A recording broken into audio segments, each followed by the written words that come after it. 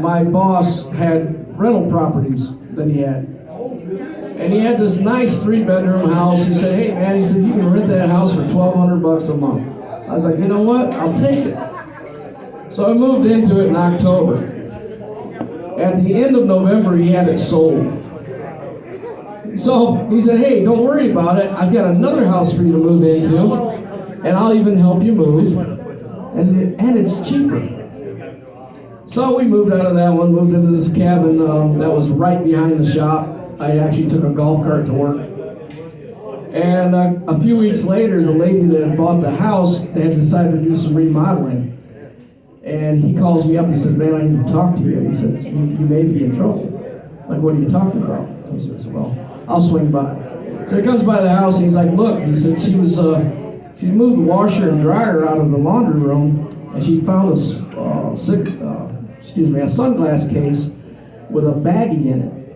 And the baggie had crack cocaine in it. Well, you can look at me from a mile away and tell I'm not exactly a crackhead.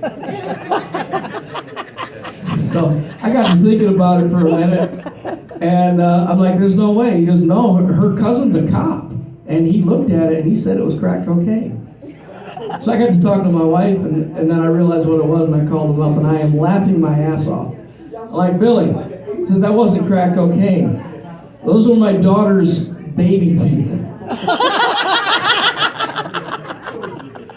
So if you ever wondered why you never saw CSI Ringgold on television, it's because the fucking cops were defunded years ago. And they thought that was fucking crack cocaine.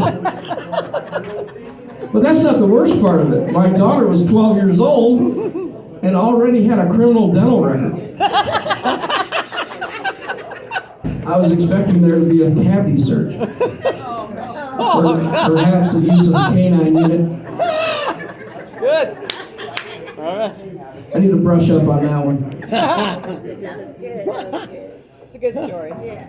And it's actually true. It was the most. Don't ever rent a house for your boss. Okay, I guess that's what you should take away from that. Just don't do it, especially in Georgia. So, anyway, like I said, like Jeff was saying, I am a veteran. I'm actually a Persian Gulf veteran. Yeah, thank you. Thanks a lot. Now ask me if I had to do it all over again. However, so now I see a shrink every month, courtesy of the VA. And one of the first questions they ask me, and this is also a true story, when they're screening you, they ask you a lot of really weird questions like, what's your earliest memory? I sat there for a second and I was like, you know what? I said, I honestly remember standing up in my crib and looking out the window and watching people walking dogs. He's like, wow, man. He goes, that is so unusual. He said, most people really can't remember back that far. I said, well, damn, Doc, I was 17. In a crib. It's a little bit of a short joke. I do not claim to have ever been white privileged in my life. I actually came from a poor family, a farming family out of Michigan. We were actually so poor, the only time we had bathtub toys was when the septic backed up. I was the youngest of 5 children, so I always got the hand-me-downs, which really sucks when you got 3 older sisters. And some of those dresses still don't fit me. That's a good one.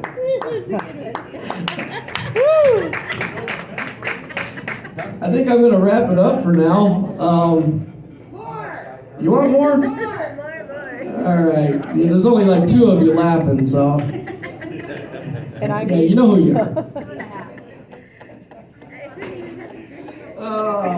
I usually don't do a lot of political jokes because when you do political jokes, you run the risk of pissing off 50% of the people there. And the other 50% had their vote changed to Biden. Ooh, you better watch it. Yeah, you better watch it. I don't do a lot of political humor, but I am pro-choice. Spit or swallow, it's her choice. I don't keep up on a lot of the news. I don't keep up with all these different movements and everything that's going on. Matter of fact, I thought the Me Too movement was my shot at sleeping with Lindsay Lohan.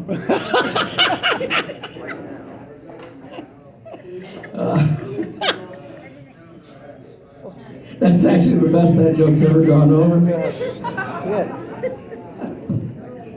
J-Lo. I am going to cut it kind of short, though. Unfortunately, I've never been this sober on stage before. And it's affecting my performance. I can feel it.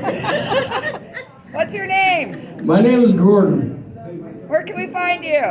This Saturday, I'll actually be doing about a half-hour set opening up at the House of Bards for a band called South 40 and the Neutron 1 Project. This should be a fun night. I was actually at House of Bards yesterday, or last night. It was a small crowd, about half the size of this one, but everything went well. I was stoned out of my mind, so yeah, it was a lot better show.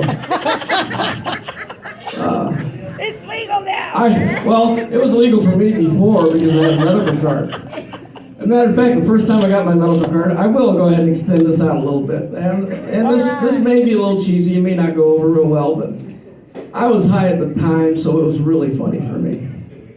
So I'm laying in bed with my medical card, and my wife's laying next to me without her medical card.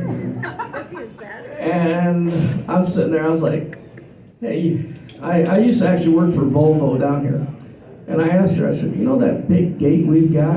That big electronic gate we have at work? She said, yeah. I said, how heavy do you think that is?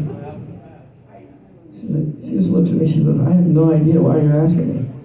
I said, well, what about that electric gate that Jim's got over at his place? How much do you think that weighs? She said, I don't know. And she just looks at me. I was like, okay, at the storage unit that we use, how much do you think that gate weighs? She's like, I have no idea. What the fuck is your problem? I said, honey, it's not my fault. Marijuana's a gateway drug. Oh, come on. All I get is 2 awes out of that shit? That took 5 minutes. We had to figure it out. I know. I should start Hey, handing she's out still thinking calculators. about it. She's laughing, but she's thinking about it. I actually started keeping a log of all the different strains I smoked. I don't know where I put it. I can't find it anywhere. Look in your drawers. Sure you wrote it? I think I wrote up. I might have wrote it down. I don't know. I honestly, I can't tell you. For some reason, it escapes me. All right, folks. I'm wrapping it up. Y'all enjoy your food. And here comes Jeff.